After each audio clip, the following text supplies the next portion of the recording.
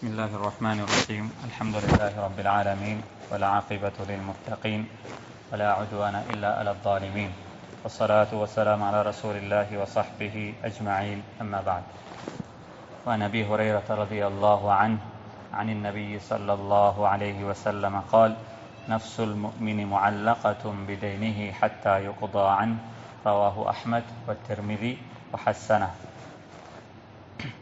அல்ஹம்துலில்லாஹ். போன வகுப்புல ஒரு ஒருத்தர் மௌத்தாகிட்டா அவர் மையத்து விட்டு செல்லக்கூடிய சொத்துகளில் நேரடியாக சம்பந்தப்படும் 5 கடமைகள் ஞாபகப்படுத்தினேன். முதலாவதாக, மையத்தை அடக்கம் செய்யப்படும் வரங்காட்டி முறைக்கூடிய அவசிய தேவைகள். அதனை அடுத்து அல்லாஹுடைய கடன்கள் நிறைவேற்றப்பட வேண்டும். அதுக்கு பிறகு மனிதர்களுக்கு கொடுக்கப்பட வேண்டிய கடன்கள் நிறைவேற்றப்பட வேண்டும். பிறகு மையத் வசியத்துகள் செய்திருந்தால் அந்த வசியத்துகள் அவர்கள் அந்த 3 செலவுகளும் போனதன் பின்னால் மீதமாக இருக்கக்கூடிய சொத்திலே 1/3 வரும் வரைக்கும் வசியத்துகள் செய்யலாம் என்பதாக ஞாபகப்படுத்தினேன். கடைசியாக இந்த 4 கடமைகளும் நிறைவேற்றப்பட்டதன் பின்னால் மீதமாக இருக்கிறது குர்ஆனில் சொல்லப்பட்ட அந்த வாரிசுரிமை சட்டத்திற்கு ஏற்ப அது பிரித்து கொடுக்கப்பட வேண்டும் என்றதையும் நான் போன கிழமை ஞாபகப்படுத்தினேன். அதில் மிக முக்கியமான ஒரு 3வது பாயிண்ட்டை தான் நான் இந்த ஹதீஸுடன் சம்மந்தப்படுத்தி பேசினேன். அதாவது கடன் என்றது, அப்போ நான் போன கிழமையில் கடன் என்றது எவ்வளவு பாரதூரமான ஒரு விஷயம் என்றதை ஞாபகப்படுத்தினேன். அதில் ரசூலுல்லாஹி ஸல்லல்லாஹு அலைஹி வஸல்லம் அவர்கள் தன்னுடைய அன்றாட வாழ்க்கையில் என்னென்ன கட்டங்களில் அது அன்றாட வாழ்க்கையில் நேரடியாக அல்லது விடுபடாமல் ரசூலுல்லாஹி ஸல்லல்லாஹு அலைஹி வஸல்லம் அவர்கள் கடனை விட்டும் என்ன செய்வாங்க, இதனாலும் பாதுகாப்பு தேடுவாங்க. அதில் 4 மிக முக்கியமான துஆக்களை ஞாபகப்படுத்தினேன். இந்த 4 துஆக்களும் ஏனென்றா அல்லாஹ் சுப்ஹானஹு வ தஆலா என்னையுமோ உங்களையோ அப்படியாப்பட்ட நிலைமைகளுக்கு வாழ்க்கையில் தள்ளிடக்கூடாது என்றதுக்கான பாதுகாப்பு கேட்கறதுக்கான துஆக்கள். எப்படி நாங்கள் நோயை விட்டும் பாதுகாப்பு தேடுறோமோ, இப்படி பலாய் முசீபத்துகள் வரக்கூடாது என்பதாக நாங்கள் அல்லாஹ்விடத்தில் துஆ கேட்குறோமோ, கண்ணூறுகள் படக்கூடாது, எங்களுக்கு சூனியங்கள் பழித்திடக்கூடாது என்பதாக நாங்கள் துஆ கேட்கறது மாதிரி ஒவ்வொரு நாளும் நான் கடனால் சோதிக்கப்படக்கூடாது என்றதுக்காக வேண்டி துஆ கேட்கறது சுன்னத்து என்றதை நான் ரசூலுல்லாஹி ஸல்லல்லாஹு அலைஹி வஸல்லம் அவருடைய 4 மிக முக்கியமான துஆக்களை ஞாபகப்படுத்தினேன். ஒன்று, ரசூலுல்லாஹி ஸல்லல்லாஹு அலைஹி வஸல்லம் அவர்கள் வளமையாக தூங்குறதுக்கு முன்னால் ஓதின துஆ. நான் நினைக்கிறேன் பலர்கள் பாடமாக்கி இருப்பீங்க என்பதாக. அல்லாஹும்ம ரப்பஸ் ஸமாவாதி வ ரப்பல் அர்தி வ ரப்பல் அர்ஷில் அதீம் ரப்பனா வ ரப்ப குல்லி ஷை ஃபாலிகல் ஹப்பி வன் நவா منزل التوراة والإنجيل والفرقان أعوذ بك من كل شيء أنت آخذ بناصيتها اللهم أنت الأول فليس قبلك شيء وأنت الآخر فليس بعدك شيء وأنت الظاهر فليس فوقك شيء وأنت الباطن فليس دونك شيء أغنني من الفقر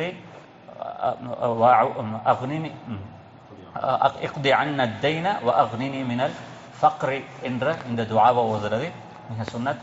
அதே நேரத்தில் ரசூலுல்லாஹி ஸல்லல்லாஹு அலைஹி வஸல்லம் அவர்கள் சஃபருடைய நேரத்தில் ஓதின துஆவை ஞாபகப்படுத்தியிருக்கிறேன். அதே நேரத்தில் நபி ஸல்லல்லாஹு அலைஹி வஸல்லம் அவர்கள் அடிக்கடி அல்லாஹும்ம இன்னி அஊது பிக்க மினல் மஅ்தமி வல் மக்ரப், யா அல்லாஹ் பாவத்தை விட்டும் கடன்களை விட்டும் பாதுகாப்பாயாக என்பதாக ரசூலுல்லாஹி ஸல்லல்லாஹு அலைஹி வஸல்லம் அவர்கள் ஓதின அந்த துஆக்கள் ஞாபகப்படுத்தினேன்.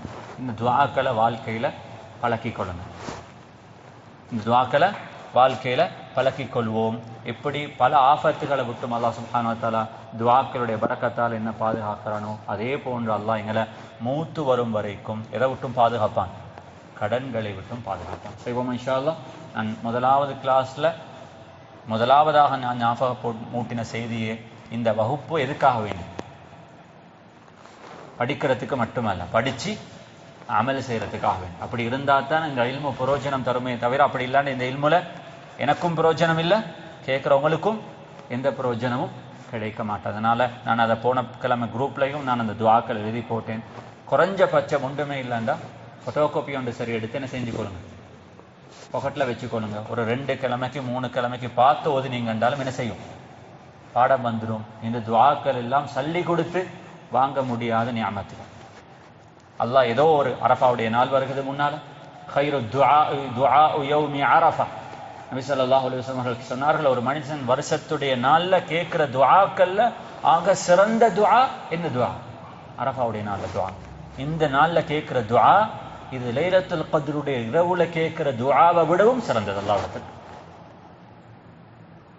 சாதாரணமான ஒரு நாள், சாதாரணமான ஒரு நாள் அல்ல. எனவே அந்த நாட்களை முறையாக பிரயோஜனப்படுத்திக் கொள்வதற்கு என்ன செய்வோம், முயற்சி செய்து கொள்வோம். எனவே அல்லாஹ் சுப்ஹானஹு வ தஆலா இந்த பாக்கியத்தை எங்கள் எல்லாருக்கும் நசீபாக்குவானா.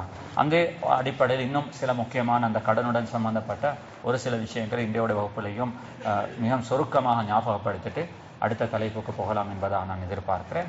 அன்பான சகோதரர்களே, நான் அன்றைக்கும் ஞாபகப்படுத்தினேன், ஒரு மனிதன் தனது வாழ்க்கையில் கடனுக்கு உள்ளால போறத தனது வாழ்க்கையில் முடியுமான வரும் வரைக்கும் தவிர்க்க வேண்டும்.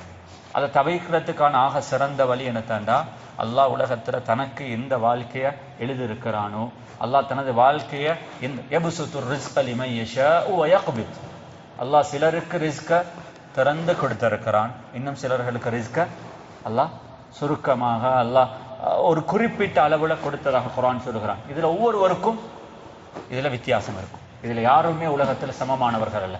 எனவே அல்லாஹ் தனக்கு எந்த ரிஸ்க் அளந்திருக்கிறானோ அந்த அடிப்படையில் இந்த வாழ்க்கையை நான் அமைச்சு கொள்வது ஒரு முஃமினுடைய கடமை. அப்படி இல்லைன்னா நாங்கள் அல்லாஹ்வை கம்ப்ளைண்ட் பண்ண ஆரம்பிப்போம், அல்லாஹ்வை குறை காண ஆரம்பிப்போம். இது ஒரு முஃமினுக்கு சிறந்த ஒரு பண்பாக, இது ஒரு முஃமினுக்கு வாழ்க்கையில சிறந்த ஒரு பண்பாக என்ன செய்ய மாட்டாது, இருக்க மாட்டாது. எனவே நாங்கள் முடியுமான வரும் வரைக்கும் இந்த சிஃபத்துகளை வாழ்க்கையில உருவாக்கி கொள்றதுக்கு முயற்சி செய்வோம். அன்பான சகோதரர்களே, இந்த கடன் என்று வார நேரத்தில் ஹஜ்ரத் ரசூலுல்லாஹி ஸல்லல்லாஹு அலைஹி வஸல்லம் அவர்கள் மாத ரசூலுல்லாஹி ஸல்லல்லாஹு அலைஹி வஸல்லம் வ திர்உஹு மர்ஹூனத்துன் இன்த யஹூதி. நபி ஸல்லல்லாஹு அலைஹி வஸல்லம் அவர்கள் வஃபாத்தானாங்க. அவர்கள் வஃபாத்தாகும் பொழுது அவர்கள் யுத்தத்திற்காக வேண்டி பாவித்த கேடயத்தை ஒரு யஹூதி இடத்துல ஏதாவது மோகேஜாக என்ன சொல்றதுக்கு அடகு வைத்து நபி ஸல்லல்லாஹு அலைஹி வஸல்லம் அவர்கள் கடன் எடுத்திருந்தாங்க. அப்ப ஒரு மனிதனுக்கு கடன் எடுக்க வேண்டிய நிலைமைகள் வாழ்க்கையில உருவாகலாம். அப்படி உருவான பொழுது அந்த மனிதன் எடுக்கும் கடனை எந்த அளவுக்கு எடுக்கிறது என்றது அந்த மனிதனுடைய வருமானத்துக்கு உட்பட்டதாக இருக்கும். அப்படி என்றால் எந்த கடனை எடுத்தால் எனக்கு அந்த கடனை நிவர்த்தி செய்ய முடியுமோ, அல்லது எனக்கு இருக்கக்கூடிய சொத்துகளால அந்த கடனை அடைக்க முடியுமோ, அதுதான் ஒரு மனிதன் தனது தேவைகளுக்கு எடுக்க வேண்டிய கடனாக இருக்கணுமே தவிர தன்னுடைய தேவைகளுக்கு அதிகமாக அல்லது தன்னுடைய வருமானத்திற்கு அதிகமாக ஒரு மனிதன் கடன் என்ன செய்யக்கூடாது, எடுக்க கூடவே கூடாது. இது செய்யக்கூடிய மிக பெரும் ஒரு தவறு. இது ஒரு மிக பெரும். நபி ஸல்லல்லாஹு அலைஹி வஸல்லம் அவர்கள் கடன் எடுத்திருக்கிறாங்க, கடன் கொடுத்திருக்கிறார்கள். எனவே இது ஒரு சுன்னத்தான ஒரு விஷயம். ஆனால் அது எந்த அடிப்படையில் அமைய வேண்டும் என்றதை தான் நான் கட்டாயமாக வாழ்க்கையில என்ன நாங்க பழகிக்கொள்ள வேண்டும். இன்னும் ஒரு மிக முக்கியமான ஒரு பகுதி தான், நாங்க கடன் எடுத்துட்டோம், கடனுக்குள்ளால போயிட்டோம். இந்த நேரத்துல நாங்க அல்லாஹ்விடத்துல கடன் அல்லது கடன் எடுக்க வேண்டிய ஒரு நிலைமைக்கு நாங்க தள்ளப்படுகிறோம். ஏதோ ஒரு அவசியமான ஒரு தேவை, அதுக்கான வருமானம் எனக்கு இல்லை, 4 பேரிடத்துல போய் நான் கையேந்திரத்தை விடவும் கடனாக எடுத்துட்டு எனக்கு அதை திருப்பி கொடுக்க முடியுமாக இருந்தால் ஒரு மனிதனுக்கு தன்னுடைய சுயமரியாதையை பாதுகாக்கணும். சுயமரியாதை யாரிடத்திலையும் கையேந்த கூடாது. அப்படி கையேந்தப்பட்ட நிலைமையில் அல்லாஹ் என்னையும் உங்களையும் வைக்கவும் கூடாது. அப்ப அப்படியாப்பட்ட ஒரு நிலைமை ஒரு மனிதனுக்கு வந்து நானும் நீங்களும் கடன் எடுக்கிறதுக்கான ஒரு நிலைப்பாடு வந்தால் முதலாவது செய்ய வேண்டிய மிக பெரும் கடமையே அந்த கடனை எடுக்கிறதுக்கு முன்னால எங்களோட உள்ளத்துல உறுதியான ஒரு நியத்து இருக்கணும். இந்த கடனை எடுக்கிறது திருப்பி கொடுக்கிறதுக்கு. எதுக்கு கடனை எடுக்கிறேன்? திருப்பி கொடுக்கிறதுக்கு. அதாவது மன் அகத அம்வால الناس يريد أداءها. ஒரு மனிதன் கடன் எடுக்கிறாரு, அவருடைய மனதுல நிரப்பமான நியத்து இருக்குது, இதை எடுக்கிற கடனை நான் கொடுத்துடணும். ஹதீஸ்ல ரசூலுல்லாஹி ஸல்லல்லாஹு அலைஹி வஸல்லம் சொன்னார்கள், நீங்க கடனை கொடுக்க தேவையில்ல, அத்தல்லாஹு அன்ஹு, அந்த கடனை அல்லாஹ் உங்களுக்கு பகரமாக கொடுத்து வைப்பான். அப்படி என்றால் அந்த கடனை கொடுக்கிறதுக்கான வருமானத்தை அல்லாஹ் உங்களுக்கு தாரத்தை அல்லாஹ் தனக்கு வாஜிபாக ஆக்கிடுவான். இதுதான் கடனுடைய மிக முக்கியமான நியத்து. எப்படி? எடுக்கிற நேரத்திலேயே உறுதியான நியத்து, திருப்பி கொடுத்துரும். இதே நேரத்தில் கடன் எடுக்கிறோம், திருப்பி கொடுக்கிற நியத்தே இல்லைன்றால் ரசூலுல்லாஹி ஸல்லல்லாஹு அலைஹி வஸல்லம் அத்லஃபஹுல்லாஹு அலைஹி, அந்த பணம் அவருடைய கையிலிருந்து அழிஞ்சு போயிடும். அதனால் அவர் பிரயோஜனம் எடுக்கவும் மாட்டார், திருப்பி கொடுக்குற சந்தர்ப்பமும் கிடைக்க மாட்டாது. கடைசிக்கு வாழ்க்கையில் கடனாளியாக மரணிக்க வேண்டிய ஒரு நிலைமை ஏற்படும். அல்லாஹ் இந்த நிலைமையை விட்டும் அல்லாஹ் என்னையும் உங்களையும் பாதுகாப்பான். நபி ஸல்லல்லாஹு அலைஹி வஸல்லம் இன்னொரு ஹதீஸ்ல 2 கடனுடைய சூரத்துகளை விளங்கப்படுத்தினாங்க. உண்டு, மன் அஸ்தக இம்ராஅத்தன் வஹுவ லா யுரீது அதாஅஹா. ஒரு பெண்மணியை திருமணம் முடிக்கிற நேரத்தில் அந்த பெண்ணுக்கு நான் உனக்கு இவ்வளோ மஹர் தாரேன் என்பதாக சொல்லுகிறான். ஆனால் அவருக்கு அந்த பெண்மணியை திருமணம் முடிக்கிறது மட்டும்தான் நீயத்தை தவிர அந்த மஹரை கொடுக்கிற நீயத் அவருக்கு இல்லை. அப்படி அந்த பெண்மணியை திருமணம் முடிச்சு இவர் மௌத்தாகும் வரும் வரைக்கும் அந்த மஹரை கொடுக்காம அவர் மௌத்தாகுவாராக இருந்தால் லக்கிய அல்லாஹ யௌமல் கியாமத்தி வஹுவ ஸானின், அவர் ஜினா செஞ்சவராக கியாமத்தினால் அல்லாஹ்வை சந்திப்பார் என்பதாக ரசூலுல்லாஹி ஸல்லல்லாஹு அலைஹி வஸல்லம் சொன்னார்கள். பயங்கரம். ஒமனித்தான தைனன் வஹுவ லா யுரீது அதாஅஹா. ஒரு மனிதன் தன் எடுக்கிறார் ஒரு கடனை, அதை திருப்பி கொடுக்கிற நியத் அவருக்கு இல்லவே இல்லை என்றிருந்தால் கயாமத்துடைய நாள்ல லக்கிய அல்லாஹ வஹுவ சாரிக், அவர் கல்லனாக அல்லாஹ் சந்திக்க வேண்டிய நிலைமை ஏற்படும் என்பதாக ரசூலுல்லாஹி ஸல்லல்லாஹு அலைஹி வஸல்லம் சொன்னார். எனவே அல்லாஹ் இப்படியாப்பட்ட நிலைமைகளை விட்டும் அல்லாஹ் என்னையும் உங்களையும் பாதுகாப்பானா. எடுக்க வேண்டிய நிலைமை ஏற்பட்டால் மிக முக்கியமான செய்தி என்ன? நியத்து திருப்பி கொடுக்கிறதாக இருக்க வேண்டும். கடன் எடுக்கக்குள்ள உங்களுக்கு தார கடன் சதகாவல்ல, சதகாவாக இருக்க முடியாது. அது கட்டாயமாக திருப்பி கொடுக்கப்பட வேண்டும். இது ஒரு மிக முக்கியமான ஒரு பகுதி. அடுத்தது, இந்த கடனை எடுக்கிறோம், எடுத்த நாளிலிருந்து 2 மிக முக்கியமான துஆக்கள் எனக்கும் உங்களுக்கும் பாடங்கள். ஒன்று, கடனை விட்டும் பாதுகாப்பு தேடுகிறோம். 2வது, கடன் எடுக்க வேண்டிய நிலைமை ஏற்பட்டால் நல்ல நியத்துடன் கடனை எடுப்போம். அந்த கடனை எடுத்த நாளிலிருந்து இந்த 2 துஆக்களும் எனக்கும் உங்களுக்கும் தவறவே கூடாது. இந்த 2 துஆவும் அல்லாஹ் மீண்டும் ஒரு முறை அந்த கடனால வாழ்க்கையில பரக்கத்துகளை உருவாக்குறதுக்கு இந்த துஆ 2ம் உங்களுக்கு மிக முக்கியமான காரணமாக இருக்கும். உண்டு, அது அலி இப்னு அபி தாலிப் ரலியல்லாஹு அவர்களை ஒரு அடிமை வந்து சந்தித்தான். அடிமைகள் அன்றைய காலத்தில் இருந்துச்சு, உரிமை சீட்டு எழுதப்பட்டது. முகாத்தப் என்பதாக அரபுல சொல்வார்கள். அதாவது நீங்க 5 லட்சம் தந்தா 5 லட்சம் சல்லிய அந்த சையித் என்ன செய்யறது, அந்த எஜமான் எடுத்துக்கொண்டு அவங்கள உரிமை விட்டுடுவார். இப்படி ஒரு உரிமை சீட்டு எழுதப்பட்ட ஒரு அடிமை அது அலி இப்னு அபி தாலிப் ரலியல்லாஹு அன்ஹு இடத்துல வந்து சொன்னாங்க, எனக்கு உரிமை சீட்டு எழுதப்பட்டு இருக்குது, நான் இன்ன நாளைக்குள்ளால் அந்த அமௌண்ட்டை நான் கட்டாயமாக செலுத்த வேண்டி இருக்குது, எனக்கு எது சரி உதவி செய்யலாமா? அது ஒரு கடன், அவர் நிறைவேற்ற வேண்டிய ஒரு பகுதி, அவருக்கு சுதந்திரம் கிடைச்சிடும். அலி ரலியல்லாஹு அன்ஹு அவர்கள் அந்த மனிதனை பார்த்து சொன்னாங்க, எனக்கு ரசூலுல்லாஹி ஸல்லல்லாஹு அலைஹி வஸல்லம் அவர்கள் சொல்லி தந்த ஒரு வார்த்தையை உங்களுக்கு சொல்லி தரட்டுமா?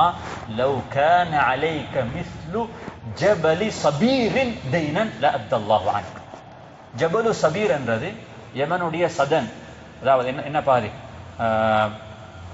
யமனுடைய தெற்கு பகுதியில் இருக்கக்கூடிய ஒரு மலையுடைய பேரு தான் சபீர்.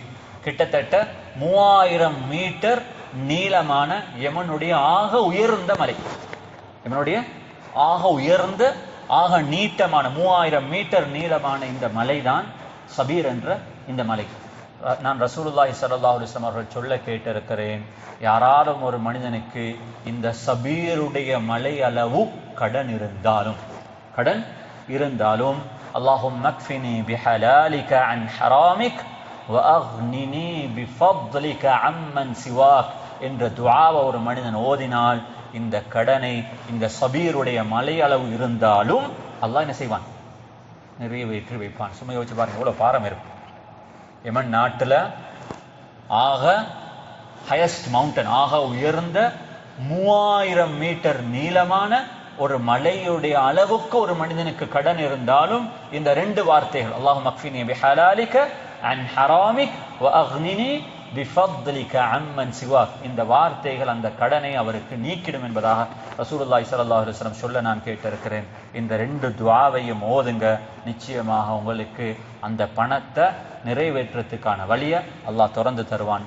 டெஸ்ட் பண்ணாதீங்க, உறுதியான நீயத்தோடு ஓதுங்க. இங்க பலர் இருப்பீங்க வாழ்க்கையில் அதை அனுபவித்தவர்கள், அதுல நாங்களும் இருக்கிறோம்.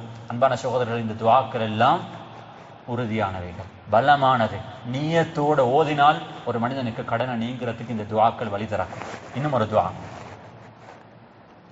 ஹத் முஆத் இப்னு ஜபல் ரலியல்லாஹு அன்ஹு, நபி ஸல்லல்லாஹு அலைஹி வஸல்லம் அவர்களுக்கு ஒரு நெருக்கமான ஒரு மனிதர், ஒரு கட்டத்தில் வியாபாரம் செஞ்சு கடனாளியான தனது கடன்களை நிறைவேற்றுறதுக்கான சந்தர்ப்பம் கிடைக்கல. ஒரு கட்டத்தில் நபி ஸல்லல்லாஹு அலைஹி வஸல்லம் யங் வாலிபர் அவர்கள் ரசூலுல்லாஹி ஸல்லல்லாஹு அலைஹி வஸல்லம் அவர்கள் மரணிக்கும் பொழுது அவர்களுக்கு 20 வயசு கூட இருக்க, 20 வயது கூட, ஒரு யங் சஹாபி அவர்கள், ஒரு அன்சாரி அவர்கள், நபி ஸல்லல்லாஹு அலைஹி வஸல்லம் அவர்களுக்கு அவ்வளவு நெருக்கமான ஒரு வாலிபர். கேட்டாங்க, என்னம்மா? சொன்னாங்க, யா ரசூலல்லாஹ், கடன் நிறைவேற்றுறதுக்கான வழி இல்லையே. ஒரு துவாவை சொல்லி கொடுத்தாங்க, இந்த துவாவை ஓதுங்க, மலையளவு கடன் இருந்தாலும் அந்த கடன் அல்லாஹ் நீக்கி விடுவான். அல்லாஹும்ம, ஒரு நல்ல ஒரு துவா. நீங்க காலை மாலை துவாக்கள்ல இந்த துவாவை கட்டாயமா என்ன செஞ்சுக்கோங்க, பாடமாக்கிக்கொள்ளும். அல்லாஹும்ம மாலிகல் முல்க் து'த்தில் முல்க மன் தஷா வ தன்ஸிஉல் முல்க மிம்மன் தஷா வ துஇஸ்ஸு மன் தஷா வ துதில்லு மன் தஷா பியதிகல் கைரு இன்னக அலா குல்லி ஷைஇன் கதீர் ரஹ்மானத் துன்யா வல் ஆখিরা வ ரஹீமஹுமா துஅதீஹிமா மன் தஷா وتمنع منهما من تشاء ارحمني رحمة تغنيني بها عن رحمة من سواه. சொன்னாங்க, இந்த துஆவை ஓதிக்கொள்ளுங்க, அல்லாஹ் உங்களோட கடனை அடைச்சிடுவான். நீண்ட அல்லாஹ்வை புகழ்ந்துட்டு அல்லாஹும்ம இர்ஹம்னி ரஹ்மத்தன் துக்னீனி பிஹா அன் ரஹ்மதி மன் சிவாக். யா அல்லாஹ், நீ எனக்கு ரஹ்மத் செய்யணும், அதுக்கு பின்னால நான் உலகத்துல வேற யாரின் பக்கமும் தேவை காணக்கூடாது. இதுதான் இந்த துஆவுடைய அல்லாஹ்வை புகழ்ந்துட்டு என்ன சொல்றோம், அல்லாஹ் நீ எனக்கு ரஹ்மத் செய்ய வேண்டும். அந்த ரஹ்மத் எப்படி என்றால், அதுக்கு பின்னால என் வாழ்க்கையில நான் யாரும் பக்கமும் தேவை காணக்கூடாது. எனவே இந்த துஆக்கள் கிட்டத்தட்ட ஒரு 6 துஆக்கள் பாடமாக்கி சொல்லி தந்திருக்கிறேன். இவைகளை பாடமாக்கி கொள்ளுங்க. கடன் நல்ல தொல்லையில் வராம 4 துஆக்கள் ஏற்பட்டால் அதிலிருந்து விடுபடுறதுக்கு இன்னும் 2 துஆக்கள். இவைகளை ஓதுவோம். நிச்சயமாக அல்லாஹ் என்னையும் உங்களையும் கடன் இல்லாமல் என்ன செய்வான், அல்லாஹ் மஃபாத் ஆகிறதுக்கான தௌஃபீகை நசீபாக்குவான். ஹஜ்ரத் ரசூலுல்லாஹி ஸல்லல்லாஹு அலைஹி வஸல்லம் இடத்துல ஒரு நாள் ஒரு ஜனாசா கொண்டு வரப்பட்டுச்சு. தொழுவிக்கிறதுக்கு முன்னால் கேட்டாங்க, ஹல் அலைஹி தைன், என்ன சரி கடன் இருக்குதா இவருக்கு? சொன்னாங்க, இல்லை. சொன்னாங்க, ஹல் தரக மாலன், இது சரி வராத சொத்தாக இது சரி விட்டுட்டு போயிருக்கிறாங்களா? சொன்னாங்க, அதுவும் இல்லை. முன்னுக்கு வந்தாங்க, தொழிச்சாங்க. இன்னொரு ஜனாசா வந்துச்சு. கேட்டாங்க, ஹல் அலைஹி தைன், கடன் என்ன சரி இருக்குதா? ஸலாஸத்து தனானீர், 3 தீனார்கள் இருக்குது. சொன்னாங்க, ஹல் தரக ஷைஅன், என்ன சரி வராசத்தாக விட்டுட்டு போயிருக்கிறாங்களா? சொன்னாங்க, 3 தீனார்கள் விட்டுட்டு போயிருக்கிறாங்க. சொன்னாங்க, அந்த 3 தீனாரை எடுத்து கடனை நிறைவேற்றிடுங்க என்பதாக சொல்லிட்டு ரசூலுல்லாஹி ஸல்லல்லாஹு அலைஹி வஸல்லம் அவர்கள் தொழுகை நடத்தினாங்க. 3வது ஒரு ஜனாசா கொண்டு வரப்பட்டுச்சு. இன்னொரு நாள் நபி ஸல்லல்லாஹு அலைஹி வஸல்லம் அவர்கள் முன்னால போய் கேட்டாங்க, ஹல் அலைஹி தைன், கடன் இருக்குதா? சொன்னாங்க, அலைஹி தீனாரான், 2 தீனார்கள் கடனாக இருக்குது. சொன்னாங்க, ஸல்லு அலா ஸாஹிபிக்கும் ஹல் தரக மாலன், என்ன சரி சொத்து விட்டுட்டு போயிருக்கிறாரா? கடன் 2 தீனார் இருக்குது, ஆனா எந்த சொத்துமே அவருக்கு இல்லை யா ரசூலல்லாஹ். சொன்னாங்க, ஸல்லு அலா ஸாஹிபிக்கும், நீங்களே அவருக்கு தொழுகை கொள்ளுங்க, எனக்குண்டா தொழுகை நடத்த முடியாது. 2 தீனார், நீங்க அவருக்கு தொழுகையை நடத்துங்க, எனக்குண்டா அவருக்கு தொழுகிக்க முடியாது. அப்ப அபூ கதாதா ரலியல்லாஹு அன்ஹு அவர்கள் சொன்னாங்க, யா ரசூலல்லாஹ், நான் அந்த 2 தீனாரையும் நிறைவேற்றிட்டேன். கேட்டாங்க, ஷுவர் தானே? எஸ் யா ரசூலல்லாஹ், நான் பொறுப்பெடுத்துட்டேன். முன்னால போனாங்க, தொழுகையை நடத்திட்டு அடுத்த ஆண்டு ரசூலுல்லாஹி ஸல்லல்லாஹு அலைஹி வஸல்லம் மஸ்ஜித் நபவிக்கு வராங்க. அங்க கதாதா ரலியல்லாஹு அன்ஹு இருக்கிறாங்க. போனா கேட்டாங்க, கதாதா விஷயம் சரியா? கதாதா விஷயம் சரியா? சொன்னாங்க, இன்னமா மாத அம்சி யா ரசூலல்லாஹ், நேத்து தானே மௌத்தா போனா, நேத்து நான் கொடுக்கிறேன் யா ரசூலல்லாஹ். ஃபலம்மா கான மின் கதின், அவருக்கு தெரியும் ரசூலுல்லாஹி ஸல்லல்லாஹு அலைஹி வஸல்லம் சரியான சீரியஸ் இந்த விஷயத்துல. அடுத்த நாள் அவரை ரசூலுல்லாஹி ஸல்லல்லாஹு அலைஹி வஸல்லம் காண்றதுக்கு முன்னாலேயே அவரே வந்து சொன்னாங்க, யா ரசூலல்லாஹ், கடனை கொடுத்தாச்சு. அப்ப அவரை பார்த்து சொன்னாங்க, அல் ஆன பர்ரத் அலைஹி ஜல்த, இப்பதான் அவருக்கு கபரு கூலாகிட்டு என்பதாக சொன்னார். அவருடைய மனசு நிம்மதியாயிட்டு, அவருடைய கபரு அவருக்கு நல்லதாக மாறிட்டு. அதைத்தான் நான் வெயிட் பண்ணி கொண்டு இருந்தேன், நீங்க டிலே பண்ணிருக்க கூடாது என்பதாக ரசூலுல்லாஹி ஸல்லல்லாஹு அலைஹி வஸல்லம் சொன்னார். எனவே அன்பான சகோதரர்களே, இது ஒரு மிக முக்கியமான ஒரு பாதை. அன்றைக்கு நான் ஒரு மிக முக்கியமான ஒரு செய்தி ஞாபகப்படுத்தினேன். சில நேரங்களில் கடன் எங்களுக்கு எடுத்து அந்த கடனை கொடுக்கறதுக்கு முயற்சி செய்து கொண்டிருக்கிறோம், துஆ செய்து கொண்டிருக்கிறோம். ஆனால் யாருக்கு தெரியும் எங்களோட மௌத்து எந்த கட்டத்தில் வரப்போகுது என்பதாக. அப்படியாப்பட்ட ஒரு நிலைமை யாருக்கும் திடீரென்று வரலாம். அதனால் எடுத்த கடனை எழுதி வச்சிடுங்க. சில நேரம் எங்களோட வஃபாத்துக்கு பின்னால் எங்களோட குழந்தைகளோ குடும்பத்தினர்களோ சமூகத்தில் நல்லவர்களோ அந்த கடனை நிறைவேற்றி எங்களுக்கு ஒரு பெரிய ஒரு உபகாரம் செய்யலாம். பெரிய ஒரு உபகாரம் ஹதீஸில் வந்திருக்கிறது. ரசூலுல்லாஹி ஸல்லல்லாஹு அலைஹி வஸல்லம் அவர்களுக்கு ஆரம்ப காலங்களில் கையில் காசி பணம் இருக்காது, கஷ்டமான ஒரு காலம். அப்போ இதைத்தான் அமல் செய்வாங்க. வந்தால் கடன் இருக்குதான்னு கேட்பாங்க. கடன் இருந்தால் யாராலும் ஒருத்தர் பொறுப்பெடுத்தா தான் தொழிற்பாங்க. ஆனால் எப்போ ஃபதஹல்லாஹு அலைஹில் ஃபுதூஹ், இஸ்லாம் பல வெற்றிகளை கண்டு நபி ஸல்லல்லாஹு அலைஹி வஸல்லம் அவர்களுக்கு கனிமத்தாக பல பொருள்கள் கிடைத்து பைத்துல் மாலிலையும் காசி பணம் இருக்கிற ஒரு நிலைமை ஏற்பட்ட பொழுது யாராலும் ஒருத்தர் மௌத்தானா சொல்வார்கள், அவர் விட்டுட்டு போகிற வராசத்து சொத்து அவருடைய குழந்தைகளுக்கு கொடுத்துருங்க, கடனை எனக்கு தாங்க, நான் கடனை அடைச்சுடுறேன், அந்த சொத்தால் கடன் அடைக்காதீங்க. இது வசதியான மக்களுக்கு நான் சொல்கிற ஒரு மிக முக்கியமான ஒரு செய்தி, மகா முக்கியமான ஒரு செய்தி. இது ஒரு மனிதனுக்கு வாழ்க்கையில செய்ய முடியுமான, ஒருத்தருடைய வஃபாத்துக்கு பின்னால எங்களுக்கு ஒரு மனிதனுக்கு செய்ய முடியுமான மிக பெரும் ஒரு உதவி ஒன்று இருக்குமாக இருந்தால், யாராலும் ஒரு மனிதர் கடன் பட்டிருக்கிறாரு, நான் அவர் எனக்கு தர முடியுமாக இருந்தால் அவரை மன்னிச்சிடுவோம். அப்படி இல்லை இன்னொருத்தருக்கு கடன் பட்டிருக்கிறாரு, அவர் கொடுக்க வேண்டிய ஒரு நிலைமையில் இருக்குது என்றிருந்தால், என்னால் முடியுமாக இருந்தால் அந்த கடனை நிறைவேற்றி வைப்போம். இது யாரு செய்தாமல்? ரசூலுல்லாஹி ஸல்லல்லாஹு அலைஹி வஸல்லம் அவர்கள் செய்தாமல் ஒரு மிக பெரும் பாக்கியம் உள்ள. இன்ஷா அல்லாஹ் இன்னொரு கட்டம், ஏன்னா இந்த ஹதீஸ் அப்படியே பேசினா அது தலைப்புல போயிடும். இன்னொரு கட்டத்தை நான் இன்ஷா அல்லாஹ் சம்பந்தப்பட்ட விஷயமாக பேசுகிறேன். கடன்களை மன்னிப்பது, கடன்களை நிறைவேற்றி வைப்பது என்பது மிக பெரும் ஒரு சதகாக்கள் கொடுப்பதை விட அல்லாஹ்விடத்தில் உயர்தரமான ஒரு இபாதத். எனவே அப்படியாப்பட்ட நல்ல இபாதத்துகளையும் பங்கு கொள்றதுக்கு முயற்சி செய்து கொள்ளும். இந்த ஹதீஸ் என்ன சொல்லுது என்றிருந்தால், அபூ ஹுரைரா ரலியல்லாஹு அவர்கள் சொல்கிறார்கள், நஃப்ஸுல் முஃமினி முஅல்லகத்துன் பிதைனிஹி ஹத்தா யுக்தா அன். ஒரு முஃமினுடைய ஆத்மா அது அப்படியே சொர்க்கத்துக்கு போகாமல் தடுக்கப்பட்டிருக்கும். அந்த ஆத்மாவுக்கு கடன் இருந்தால் அந்த கடன் நிறைவேற்றப்படும் வரைக்கும்.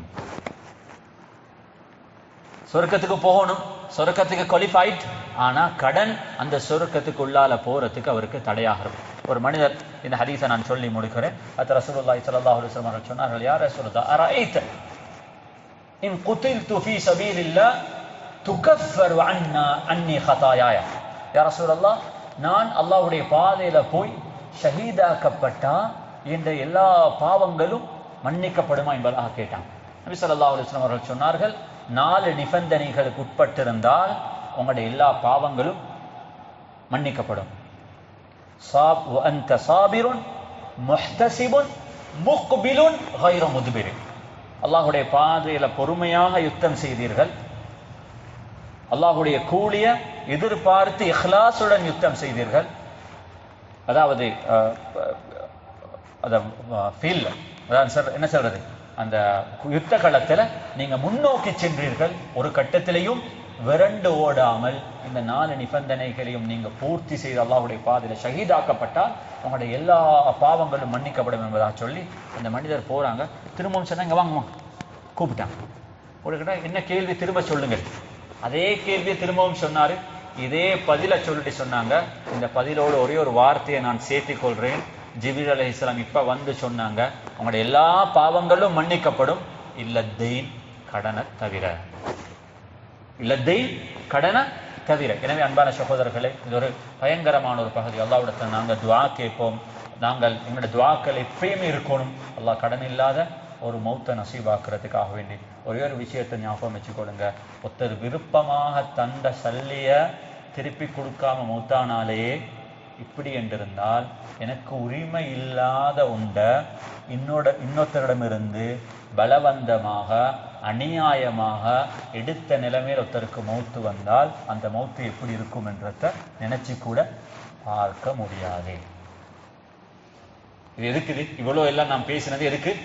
ஒருத்தர் விருப்பமாக தந்த 1000 ரூபாய் சல்லிக்கு, ஒருத்தர் விருப்பமாக தந்த 10,000 ரூபாய் கடனுக்கு. ஆனா எனக்கு உரிமை இல்லாத உண்டை அநியாயமாக இன்னொருடமிருந்து நான் எடுத்து மௌத்தானால் அவருடைய நிலைமை எப்படி இருக்கும் என்றதை கட்டாயமாக சிந்தித்து பார்க்க கடமைப்பட்டிருக்கிறோம்.